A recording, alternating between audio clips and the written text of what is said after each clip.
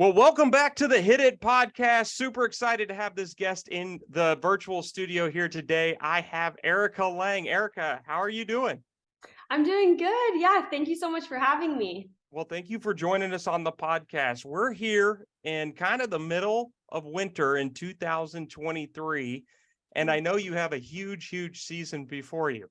Not only do you compete in professional women's tricks, but also professional women's wakeboarding. And looking at the calendars of the last couple of years of how long the season goes, it looks like you guys barely ever get a break. That is true. Yeah. Yeah, it seems like the seasons just keep getting longer and the competitions keep going until, November and then starting again in March. So, yeah, we only get a little bit of time off and then we got to, start training again for the next season. So, I took about a month off this season and now I'm already back at it. So, it's Very exciting. cool. Very cool. Well, let's talk a little bit about off-water training versus on-water training. You know, some of the listeners live in warmer climates that allow them to maybe take a month or two off, get back on the water. Others may have to shut it down in September or October and wait for summer and spring to roll back around. So they're off the water for quite some time. Um, I know that you have an amazing gymnastics background, and that skill kind of transitioned directly into what you're doing on a trick ski and wakeboarding. So I was going to ask you, when it comes to staying in shape, staying fit to get back on the water versus the skill that it takes to maybe learn a new trick, how do you balance that from on the water training versus off the water training? Yeah, so I mean, I feel like my path, when I was younger was maybe a little bit different than some people's. I was a competitive gymnast and I spent 7 hours a day, every day in the gym. And then I spent about an hour on the water. So I feel like, yeah, definitely spent a lot more time in the gym than on the water when I was younger. But now I don't do gymnastics. So more of the time is on the water, but I still do keep up with my skills like on the trampoline, and I'll go into some gymnastics facilities and still kind of keep up with some of my tumbling and some of that stuff. But yeah, I would just recommend for anybody else, really. I mean, you don't need to be a level 10 gymnast, but definitely to get maybe into some sort of a tumbling or gymnastics facility and be able to work on some of those basic invert skills on the tramp and just kind of learning that body awareness, because I feel like for me that was definitely a big leg up on progressing on the water. So that's really the biggest thing, and I think that's really been the main reason why I've been able to learn tricks so easily on the trick ski. Very cool. And we're going to get into that discussion about trick skiing here in just a second. I wanted to get your take, just from the outsider's perspective looking in. It looks like from a trick ski standpoint, the sport is there's power, but there's also a lot more finesse. Whereas in wakeboarding, it looks like a lot of power, a lot of strength. Of course, you got a bigger board than a traditional trick ski, bigger wakes, all of those types of things. What's the biggest difference between the two? Yeah, I would say, I mean, the sports are pretty similar when it comes down to it, but there's some big differences as well, which I was definitely surprised to learn when I started wakeboarding, because I was like, oh, this is going to be so easy. It's going to be pretty similar. And then with my gymnastics background, I kind of thought it was going to be easier than it was, and it was actually pretty difficult because some of the mechanics are very similar, but the differences really lie in the amount of pressure that you put on the line versus utilizing the wake. So with trick skiing, a lot of it is line tension, where wakeboarding, you really just need to use the wake more than you do on the trick ski. Because I mean, for me, I'm only 5'1", so the wake is up to my waist. And I really just have to tell myself, just relax my arms and just utilize the wake to its full capacity. And then when I go back to the trick ski, the wake is pretty much non-existent, so I just really have to utilize that line tension. So that's the biggest difference right there. And really just the trick skiing too, it's a lot of connecting the tricks to each other, and it's a lot more about it's first about learning the trick, but then it's also about connecting the tricks, where in wakeboarding, you just kind of need to learn the trick. You only get 4 tricks down, 4 tricks back. So once you learn the trick, that's all there is to it. Where on the trick ski, there's much more involved. Once you learn the trick, that's not the end of it. You have to put it in your run and connect it to a bunch of other tricks. So those are the two biggest differences. Very cool, very cool. So off the water training consists of maybe jumping on the trampoline, going to the local gym, doing that type of thing. What I'm really intrigued to know though, how do you balance this on a regular week, right? Like uh wakeboarding requires a bigger boat compared to, traditional 3 event skiing or specifically trick skiing. How many ski rides do you take per day, or rides on a wakeboard do you take per day or week? Yeah, I mean, definitely balancing it is difficult sometimes. I also used to not have a job, which it made it a lot easier to do both in my day. But now I have a full-time job, so managing wakeboarding and skiing and work all together is definitely, at first, was a little bit tricky, but I've got it down now. And yeah, I mean, I don't wakeboard and I don't trick in the same day. I usually ski one day and then I'll wakeboard the next. But yeah, I usually work out in the mornings before work, go to work, and then after work, I'll do one of the activities. So that's kind of how I manage it. But it's a lot, and I don't really have much free time, but but I love it. So it's a lot of fun. Interesting. And we're going to talk about event schedule here in 2023 in a little bit, but that kind of begs the question, if you're training tricks in one day, wakeboard in another day, and you go to the Moomba Masters or the Masters and you make finals in both, it could be back to back in the same day. Oh yeah, I've had that. Actually, I think it was 2 years ago. I looked at the Moomba schedule and I was like, oh my gosh, I had to wakeboard. The preliminary round of wakeboard was right before the preliminary round of tricks. And I think I was one of the last wakeboarders, and I was one of, and then I was one of the last trickers, but it was only like 10 people in between. And I remember having to get off the water wakeboarding, and my adrenaline was still pumping super high, and I had to somehow get on the trick ski. And Matt Rini was riding in the boat, and he was like, Erica, you need to calm down. It looks like you're wakeboarding out there, because I just couldn't calm myself down. And because the way you attack, the wakeboard versus the trick ski is so different. And so definitely it's easier for me to go from trick to wakeboard versus wakeboard back to trick. Just because once I go from wakeboarding to trick, I forget. The line tension thing. I'm like, there's no wake here. Like, how do I do this? So it's easier to go. Yeah, it's easier to go from trick to wakeboard. So the Moomba always gets a little tricky because I'm doing so much there. Yeah, it's like an interesting conundrum. And to my knowledge, you're the only one doing this, wakeboard and trick, at a professional level. I mean, back in the day, when wakeboarding was first on the scene, Corey Picos, Russell Gay, even Freddie Krueger were on the wakeboard seeing what was going to happen. Some have elected to give up trick skiing to go to full-time wakeboarding, but you seem to be able to balance it. Has anybody come up to you in the recent years like, maybe I want to try this, maybe I want to go to wakeboarding from trick skiing? How do those conversations go? Yeah, I mean, I always kind of thought more people were gonna do it. I mean, I always knew about Russell and Corey and Freddie in the past. And I always thought that was super cool. But yeah, I just kind of, when I was younger, I was just at the Masters competing in tricks, and I would always watch the professional women wakeboarders. And at the time, I was still doing gymnastics too, so I would always watch them, and I'm like, that was always kind of a personal goal of mine.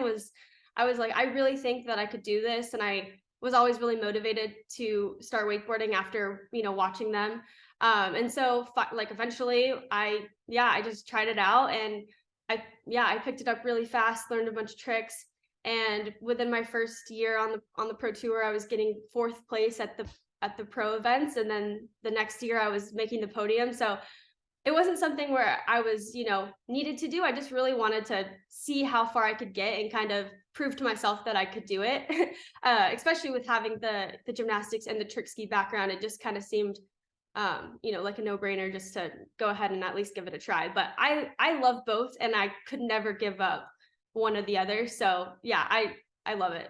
Very cool. Very cool. Well, let's talk about women's trick skiing. And I've said this a couple of times on the Hit It podcast. Probably the event that that has risen to a level I don't think we've seen in decades, and another individual level. I mean, there's been great skiing across the board, but women's tricks is at a level right now that is so exciting when everyone hits the water. And there's very few people in any sport that come into a sport that would I would say change the sport. But you're one of those people. That gymnastics background came into trick skiing, and the flips started, things started happening, and it really put pressure on the rest of the field. And that the rest of the field seems to have responded in a way where, like, we're just talking about 10,000 points all the time. That's what it's going to take to make it into the next round. I mean, we had Anna Gay on the podcast earlier last year. Obviously, Janina Bonneman. So many great trickers out there. Neely Ross, I'm probably going to leave somebody out, but it seems like it's just so hard to get into a final now. Talk to us a little bit about how the bar is really raised in women's tricks. Yeah, I mean, it's crazy. Yeah, it's insane. I mean, last year at the Masters, I remember the first girl out, I think it was Janina, and she tricked 10 in the finals. And I was like, oh, we're not messing around today. Like you got to trick 10 to even, and she didn't even end up getting on the podium. So 10,000 doesn't necessarily mean the podium anymore. I mean, you have to be on your game. There's no messing up anymore. So yeah, the level is just insane. It's crazy because when I'm 27, so I'm now one of the older girls on the dock, which is kind of sad. Women's tricks is such a young event. But when I was first going into the pro scene, I remember, I mean, you could be tricking low nines, and I think I had won a few events, and I had only tricked in the 8,000 point range.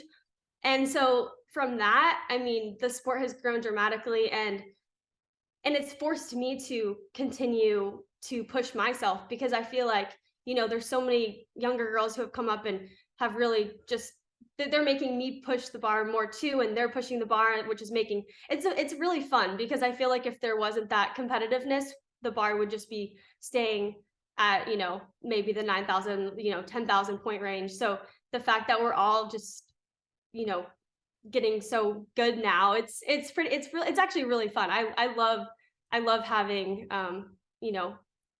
it being a very competitive event. It's really fun. Yeah, it's certainly exciting to watch. And I mean, when we talk about women's trick skiing now, I mean, it seems like the standard is you got to have 2 Mo back-to-backs in the run. Probably going to have to start having multiple front flips in different variations. As you look at the sport continuing to evolve and the bar going higher and higher every year, are you still, because your strength has always been, I mean, overall in the entire sport, but from a handle standpoint, doing flips that nobody else had done in the past, are you focusing the same amount of attention on the toe run and the hand run? How's that working out to raise it up? Because I know that you're chasing to try to bring down another world record. What's your thoughts on that? Yeah, so I mean, at some point you kind of have to realize where you can really grow points in your run. And I can do, there's some flips that I can do where I'll never probably put it in my run, just because it doesn't really make sense. So you kind of really have to be strategic in knowing where you can gain points easily in runs. And so for me, the handle pass, there's no more flips that could really help it out. It's more the ski lines now and the toes, like toe lines. So for me, that's really what I'm working on, is some more ski lines and some more toe lines. And then this past year, which has been a huge game changer, is I ended up changing my toe run around. I took out my toe 7. I'm not very very good at doing toe 7s, and so I kind of realized that, and really just realizing what my strengths are in trick skiing, and really just configuring a run that really, lived up to my strengths and helped my strengths more than, doing things that I wasn't good at and was only bringing me down. So I changed my run and took the toe 7 out and ended up putting in a toe wake 5 back. And that has been a crazy game changer. And it's allowed my toe pass to be so much faster. I now get in my last toe lines.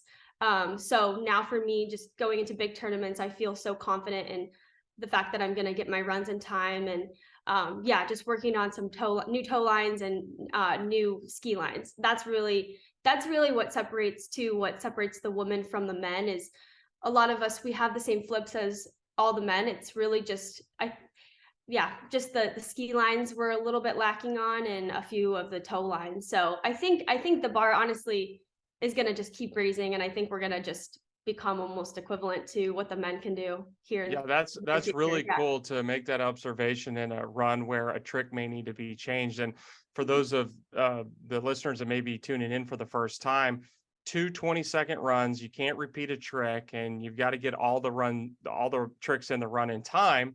Where a toe seven front to front, where you're spinning out of the rope, wrapping back into the rope, although a high point value can be slow, right? It can be slow in the sense of you're racing against the clock too. So at the very end of the run, maybe doing that trick, you don't get a ski or a toe step or something like that. And it's really interesting because I think we were in a pattern in tricks for a long time where almost the toe runs were mirrored, right? Like you could call one toe run and then the next one would look just the same. And it seems like with yourself, as the prime example here, not afraid to mix it up now. Like maybe that's not working. Maybe that's not best for me.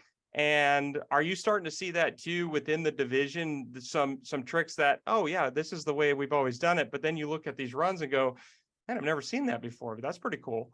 Yeah, I definitely think there's some tricks that people kind of forgot about or just didn't really do, because the toe wake five back, I think, was a more popular a long time ago, and then there were some guys who started to do it, and I kind of looked at them and I was, I'm like, why am I not doing that? So yeah, definitely it's cool to see everyone has different runs, and really just configuring runs that play up to their strengths, rather than just copying each other and doing it just because you think you have to do that run. Yeah, I think it's cool. You just, yeah, have runs that are built for you. And yeah, so Ver- that's kind of what I did last year. Went back to the drawing board and was like, what can I do to really feel confident going into these tournaments, and making a run that was built for me. So Very cool. Well, I will tell you, it was probably 3 years ago now. I had the opportunity to announce the finals at Masters with the Larson twins. And they had not been to a Masters in quite some time. And they said the sport is in very, very good hands. So, and it was really cool to sit up there and get their thoughts as you were going through your run, especially on your hand run. And they just could not believe the height that you could get on your flips and those types of things. So that was a really cool thing. Well, let's talk about 2023 upcoming tournaments. Kind of this time of year, it rolls around very quick. Moomba Masters is right around the corner. Oh yeah, yeah. I'm very excited for this year. I mean, this is gonna be a very big year. We have a ton of events. I mean, we have Moomba, we have Masters. It's the World's Year, Pan Am Games, and the Spain competition. There for trick skiing. This is actually really exciting because we haven't had this many events in a long time. So I'm pretty excited for this year. But yeah, it comes around super fast. You think this year it ended in November, which was kind of late, but already late December, I was like, oh, I haven't even had a month off yet, and all right, I think I need to start getting back out there again. But yeah, I'm excited. I'm very excited. Arizona. The training here is pretty easy in the wintertime. It's about similar to Florida with the weather. So already getting back out there, trying to work on some new things. So it'll be a fun year. Yeah, big tournaments. And like you said, I mean, it all kind of leads up to the world tournament back at Jack Travers this year. So that's super exciting. Now, that's an interesting thing, though. Like going to a bunch of tournaments, you obviously go to the tournament. Hopefully things go well. You're on top of the podium, but then you got to reset, refocus, get on a plane, maybe get a couple practice rides, go to another tournament. When you have a season like the one you're looking at, is there time to focus on breaking a world record, or is it about the tournaments? I don't know. You have to definitely manage both. I have a couple different runs, so I kind of work on the run that if I have a tournament coming up, I'll work on, just that competition run for those maybe 2 weeks before. But every other time when I'm training, I'm always training for my world record run. But whenever I have a competition coming up, then that week or maybe the for 2 weeks before, I'll start implementing the competition run. But most of the time when I trick, I would say that I'm always training for bigger and for better. And then going when I do that, then I go back to my competition run and it feels super easy. So, Sure. which I would like my world record run to eventually be my competition run, but uh, we're getting there. So Yep. Sure. eventually, yeah. So this is going to be a difficult question. Not to say that your favorite site or your favorite tournament, but just wanted to get your perspective. I mean, there's so many big tournaments, and obviously the World Tournament only rolls around every 2 years. Mhm. But what has over the years been your favorite tournament to attend? I would say on a professional competition scene, definitely the Moomba Masters. That is my favorite tournament of all time. It's just so much fun. And the conditions really it seems kind of bad on the Yarra River, but it's really not. At least for tricks and wakeboard. I can't really speak for the other events, but for trick and wakeboard, it's perfect. So that's my favorite of all time. But for site conditions and just skiing ability, definitely Jack Travers. That is my favorite site of all time. All of the world records that have worked out for me in the past have been there, so it's kind of like my lucky site. But yeah, those two for sure. And then obviously the Masters too, but yeah, probably the Moomba Masters and then Jack Travers. So I'm looking forward to the Worlds this fall because there's going to be some big scores for sure. Oh, no doubt, no doubt. And looking back, if it was any indication of the worlds that took place, 2 years ago at Jack's, it's gonna be huge. Well, very cool. Just I want to pause again on the world record and just get your insight to it. A lot of times, and going back through your biography, I mean, you've done everything, right? Like you started into the sport very, very young, attending the Western regionals, and then making your way up through the region to the nationals, and then obviously working to the professional level to currently the world trick record holder. Um, that takes a certain level of dedication that is just incredible. I always say on the podcast to obtain a regional champion is one thing, national champion is another, but a world champion, world record holder type of caliber, um, just kind of give the audience a perspective of what it was like to grow up in the sport, coming all the way from the regionals all the way up, and then how you train for it today to maintain that level.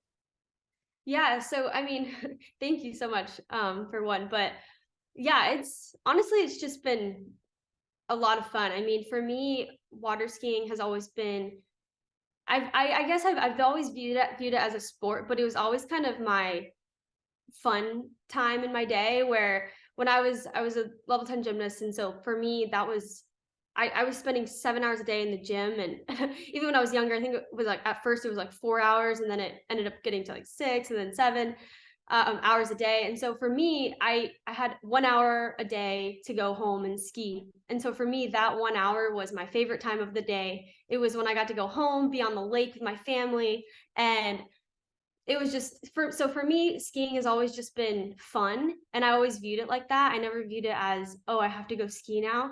So I think it just and I've always just loved it. So for me, I think just doing it and loving it and wanting to ski every day and wanting to train, and I really was super motivated by it and wanted to be, get first at the regionals, and then it turned into getting first at the nationals, and then wanting to qualify for, the junior world team. And then so it's always just been I've always just loved it. So I think it just naturally just eventually just the progression just happened naturally because I just loved it so much.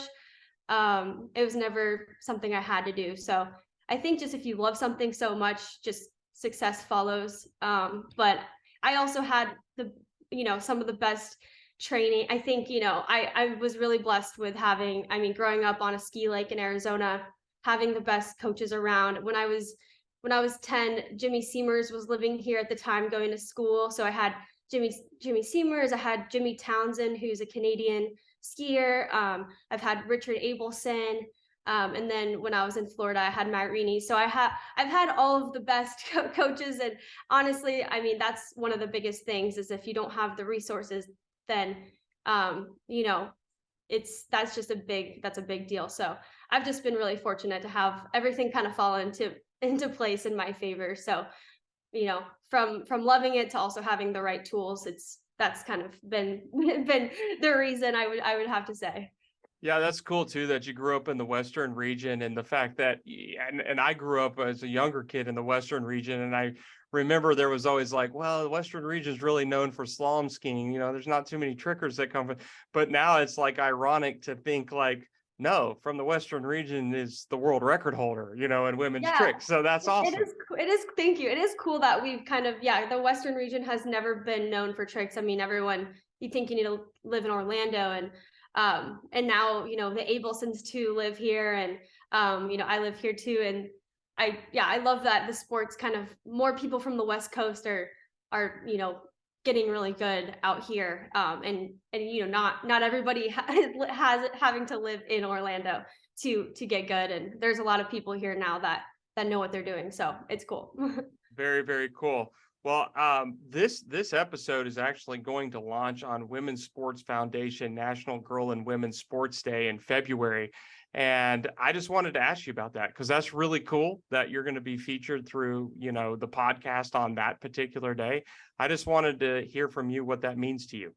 Yeah, no, I am a big supporter of the Women's Sports Foundation. I've actually been invited to that event. It's actually every year in New York City, and it was crazy because I haven't gone lately. But when I was I don't know, when I was younger, I got invited a couple times, and I was just there for water skiing, and I was able to meet some of the craziest athletes. I mean, like Nastia Lukin and Sean Johnson and Michelle Kwan, all these really big name athletes, and I'm just there, for water skiing somehow. I don't even know, but it was really cool to see what the foundation did and just promoting young women into sports, and they do a bunch of fundraising to get young girls into sports, and it's a really cool thing. Just so I love that. Very cool. Was there any conversations like, hey, I know you guys have been in gymnastics for a long time, but I know this other sport over here you might be pretty good at? Yeah, no, I definitely did, and they were like, "What do you do?" And I had to, I had to show them videos, but it was just cool. I mean, I'm so starstruck by those types of people. So, yeah, I'm just like here for a sport they've never even heard of, and they're Olympic champion, and yeah, so it was pretty cool though, just to kind of meet them, and it was awesome. Very, very cool. Well, going back to a little bit about 2023, we know the event schedule. We know the calendar is going to be packed. There's some big tournaments, huge tournaments this year. When you look at your success on the water right now at this point in your career, what are you looking for when you go to a tournament? Obviously, you want to get to the top of the podium.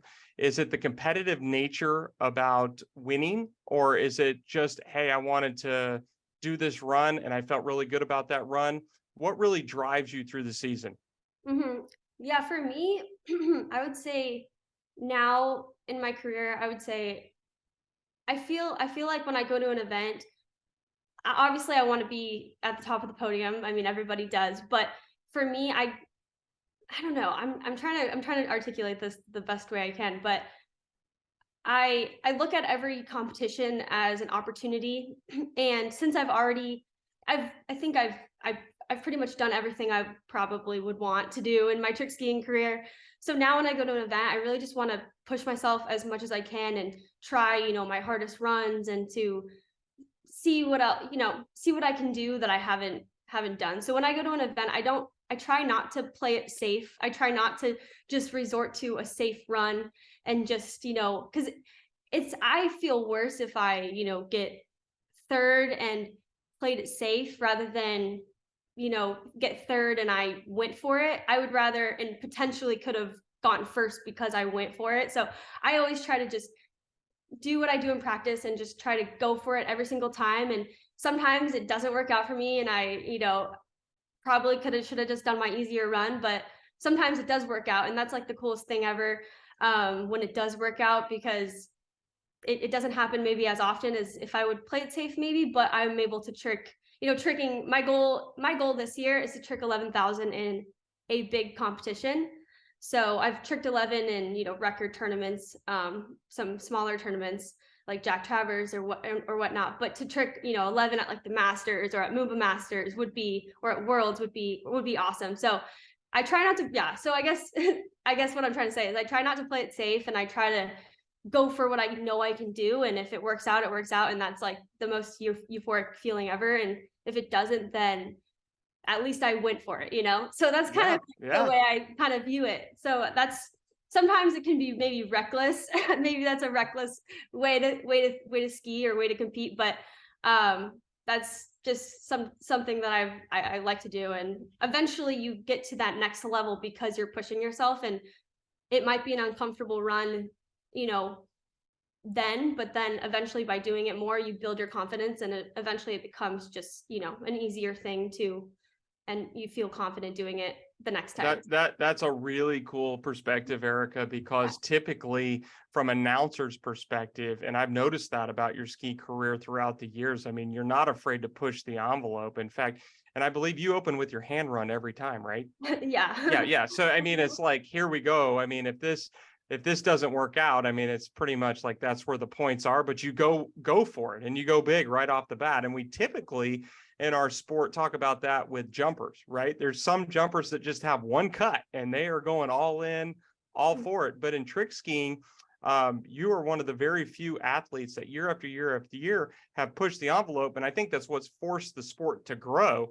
And it's going to be incredible if you start throwing down these 11,000 point trick runs, because these the course records are going to be almost feeling like unreachable for some, I would think. But that will be so cool, and we're going to be cheering for you and looking forward to watching that play out.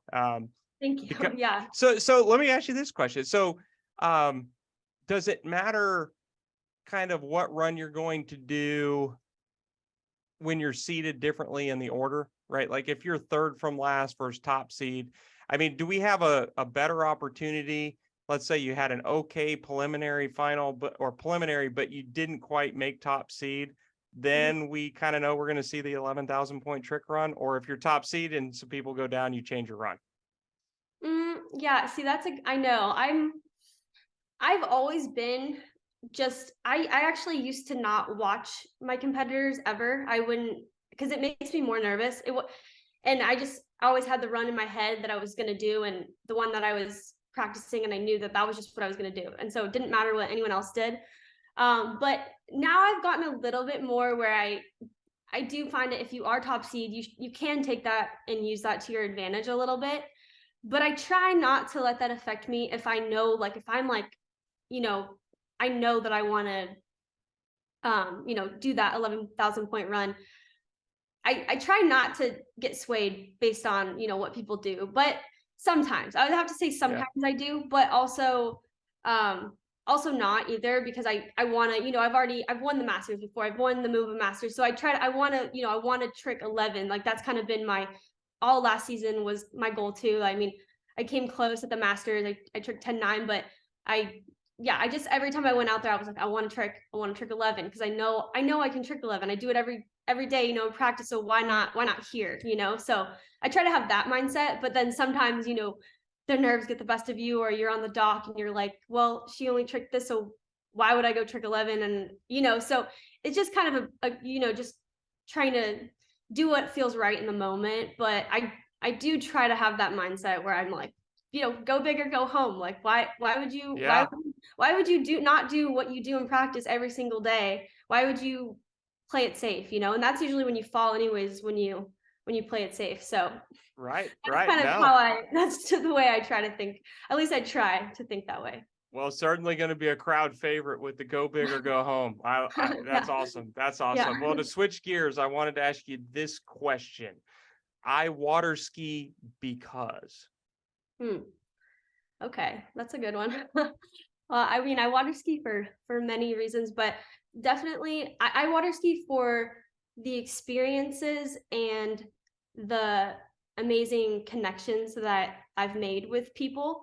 I think that's the reason I still do it. I mean, apart from just loving to push myself in an athletic sport, but also just being able the people I've met and the experiences and the places I've gone have just is the reason I water ski for sure. Excellent, excellent. Yeah, it always seems to boil back to the community, and it's an extension of the family, the water ski family at large. Very, very cool.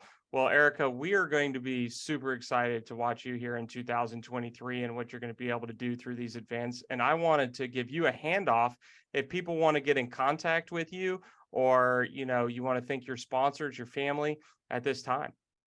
Yeah, I would just really like to thank, I mean, my family for one, and my coaches, Richard Abelson and Matt Reaney, and then my sponsors, Nautique Boats and D3 Skis and Connolly Wakeboards. They've all been super supportive of my career and just they've always been there for me. So I just, yeah, without them, I would not be where I am today or still doing it. So yeah, thank you guys so much.